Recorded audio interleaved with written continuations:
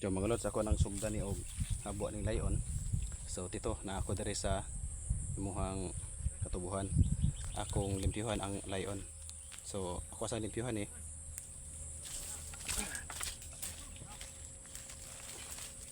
So hugot na siya kay mga lods kay na tabunan man sa kuan, tabunan man sa tubig baha. So kuha na lang ni siyang itsa dito pita sa kalsada kay para nga may takaran may pang-truck.